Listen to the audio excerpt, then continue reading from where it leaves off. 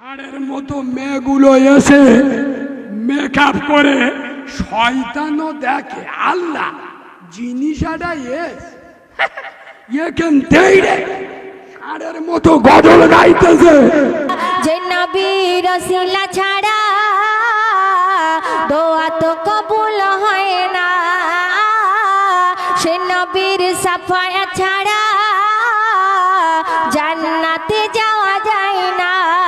হে নবী দো জাহান তুমি যে গো মহান, হে নবী দো জাহান তুমি যে গো মহান, তোমারি প্রেমেতে ফিদা যে রহমান, তোমারি প্রেমেতে ফিদা যে রহমান।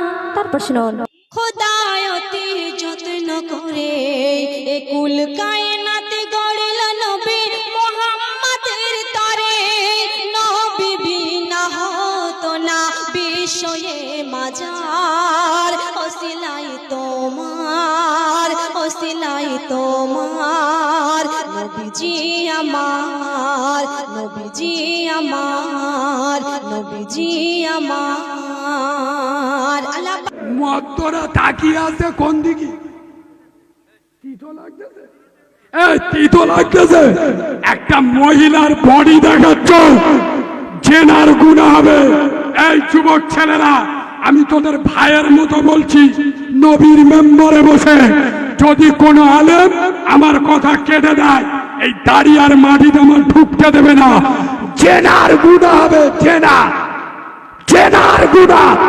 একজন মহিলার বডি দেখানোর সুযোগ করে দিচ্ছ তোমরা। গজল করো, এই আমি গজলের পক্ষে। হুজাইফা কালাম, হুজাইফা ভাই, কালাম ভাই, আমার নাম বলে দেখবেন, ওরা আমার বিরাট ভক্ত, আমি ওদের খুব ভালোবাসি। গজল, আমি গজলের পক্ষে। নাদ বলো, ভালো ভালো সুন্দর সুন্দর হাত বলো। যদি কেউ বলে গজল বলে গানের নকল, আমি তার বিরুদ্ধে রেগে যাই। এই গানের জন্ম কবে? গজলের জন্ম আগে। আজ থেকে ১,৫০০ বছর পূর্বে প্রথম গজলের জন্ম দিয়েছিল আমার মদিনাওয়ালা। সুবহানাল্লাহ বলে। নবী যখন মক্কা ছেড়ে মদিনায় গেল, মদিনার মেয়েরা বলেছিল তালা আল বাদরু আলাইনা। সুবহানাল্লাহ বলে। গজলের জন্ম আগে। আমি গজল বিরোধী নয়, আমি গজলের বিপক্ষ নয়। সোনার ভাই, যেটাতে জেনা হবে, আজকের বলুন এটা নবীওয়ালা মেম্বার, পবিত্র মেম্বার, অপবিত্র বানিও না। কথাটা বলবো না বলবো নি? তোমাদের তিতো লাগবে কিন্তু বলবো তো। আর মায়েদের সাক্ষী রেখে বলছি, তোমাদের বলছি, মেয়েরা সাক্ষী রাখছি। ইসলাম যেটা বলে সেটা শুনবে না নিজের মন যেটা চাইবে সেটা শুনবে? আজকে যে জলসাটা দিয়েছ, আল্লাহর খুশি করার জন্য না নিজেদের খুশি পাওয়ার জন্য? কালকের যে অনুষ্ঠানটা হবে, সত্যি কথা বলো, আল্লাহকে খুশি করার জন্য না গ্রামের মেয়েমদ্দদের খুশি দেওয়ার জন্য?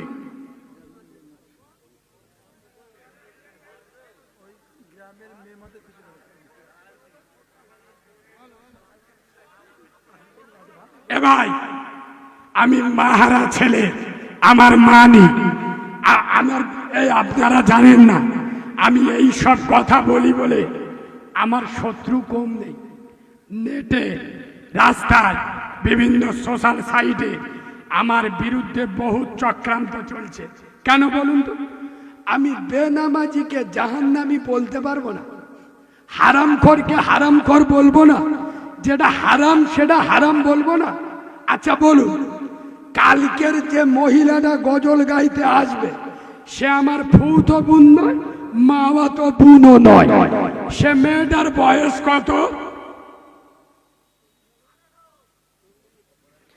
18 বছরের ছানা। আজ খবর নিবি, এই এদিকে তাকাও। কোন দুধ খাওয়া মায়ের লাল, কোন আলেম, কোন মাওলানা, কোন মুফতি,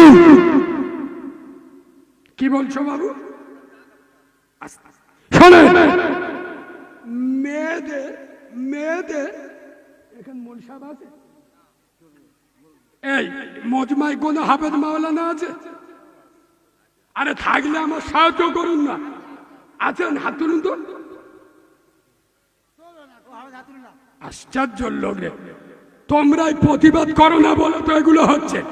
আমরা প্রতিবাদ করছি, সাহায্য করো।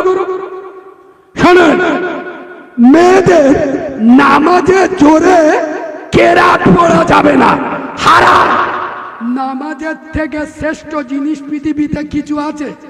সেই নামাজে মেয়েদের জোরে কোরআন যাবে না। মেয়েদের গলার আওয়াজ ফজরের পরে মেয়েরা যখন কোরআন পড়বে তখন মেয়েদের গলার আওয়াজ বাড়ির বাইরে যেন না আসে।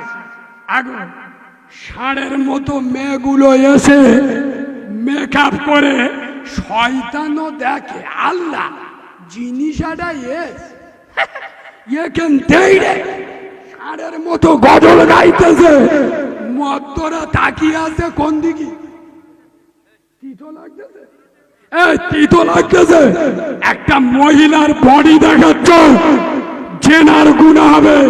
এই যুবক ছেলেরা, আমি তোদের ভাইয়ের মতো বলছি, নবীর মেম্বরে বসে যদি কোনো আলেম আমার কথা কেটে দেয়, এই দাড়ি আর মাটিতে আমার ঢুকতে দেবে না। জেনার গুনাহ হবে, জেনার গুনাহ। একজন মহিলার বডি দেখানোর সুযোগ করে দিচ্ছ তোমরা। গজল করো। এই আমি গজলের পক্ষে। হুজাইফা কালাম, হুজাইফা ভাই, কালাম ভাই আমার নাম বলে দেখবেন, ওরা আমার বিরাট ভক্ত, আমি ওদের খুব ভালোবাসি।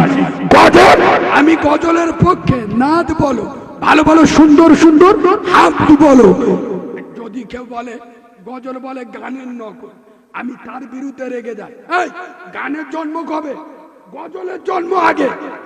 আজ থেকে ১,৫০০ বছর পূর্বে প্রথম গজলের জন্ম দিয়েছিল আমার মদিনাওয়ালা। সুবহানাল্লাহ বলে। নবী যখন মক্কা ছেড়ে মদিনায় গেল, মদিনার মেয়েরা বলেছিল তালা আল বাদরু আলাইনা। সুবহানাল্লাহ বলে। গজলের জন্ম আগে। আমি গজল বিরোধী নয়, আমি গজলের বিপক্ষ নয়। সোনার ভাই, যেটাতে জেনা হবে, আজকের বলুন এটা নবীওয়ালা মেম্বার, পবিত্র মেম্বার, অপবিত্র বানিও না।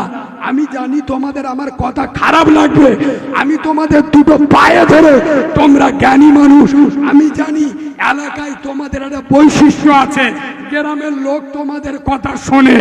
তোমরা যদি বোঝো, এলাকার লোক বুঝবে।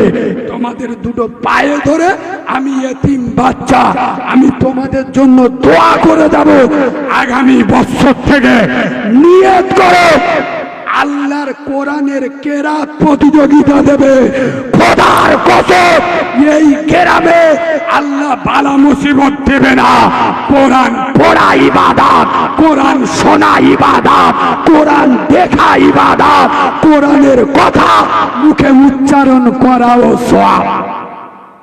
এটা বাদ দিয়ে তোমরা কোরআনের প্রতিযোগিতা করো, ভালো ভালো প্রাইজ রাখো। দেখবে আমার মা বোনেরা এরা আগে এসে বলবে, যারা ফার্স্ট হবে আমরা 10 জন মহিলা মিলে একটা আলমারি কিনে দেবো। আমি ওই সব মায়েদের জন্য দোয়া করে দেব, আল্লাহ তোমাদের কিয়ামতে জান্নাতে আলমারি তৈরি করে রাখবে। সুবহানাল্লাহ বলো। আরো যুবক ছেলেরা এগিয়ে আসবে, যারা কেরাতে সেকেন্ড হবে সাইকেল দেবো। আল্লাহর কোরআনের আওয়াজ দিয়ে গ্রাম ঢেকে দাও, আল্লাহ রহমত দিয়ে ঢেকে দেবে। আমার উপরে রাগ করলে, কমিটির ভাইয়েরা রাগ করলে, আমি সত্যটা বলেছি ভাই, তোরা মানিস না মানিস তোদের ব্যাপার, কিন্তু আমি একজন দ্বীনের আলেম হিসেবে আর আমি প্রতিবাদী লোক ভাই, আমি বলবো, তুমি না শুনলেও বলবো। তবে চ্যালেঞ্জের সাথে বলে যাচ্ছি, ওই সব মহিলাদের এনে যারা এখানে গজল গাওয়ায়, যে কমিটি আনে, জেনার গুনাহ হবে। কোন আলেম যদি বলে এটা ভুল বলে গেছে, যেদিন যেখানে ডাকবেন সেখানে আসবো। আউযু বিল্লাহ বিসমিল্লাহর সাথে সূরা ফাতিহা পড়ুন, দোয়া হবে।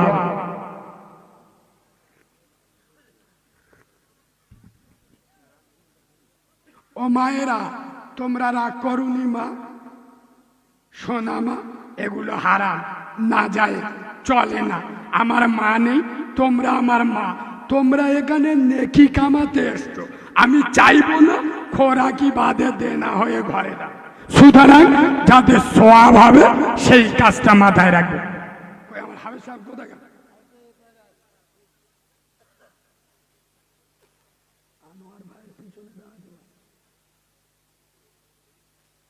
আব্বা, দোয়া করার আগে আমি একজন মাহারা ছেলে, আমি একটা কেতাব খুব কষ্ট করে লিখেছি রোজা অবস্থায়। আব্বা, চার দোকানে বইলে 30 টাকা চলে যায়, আপনার 30 টাকা নিয়ে আমি 3 তলা বিল্ডিং করব না, তবে আমি অনাথ বাচ্চা দোয়া করব, আমার কেতাব যারা নেবে আল্লাহ তাদের ঘরে খাস রহমত দেবে।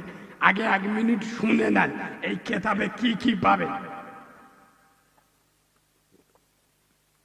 আপনার বাড়িতে যদি 10 জন মহিলা থাকে, 10 জনের জন্য নিয়ে যাবেন, কত টাকা কোথায় চলে গেছে? 150 টাকা খরচ হবে। শোনেন, এই কেতাবে পাবেন বিশেষ করে মেয়েদের কেমন শরীর নাপাক হলে নামাজ পড়া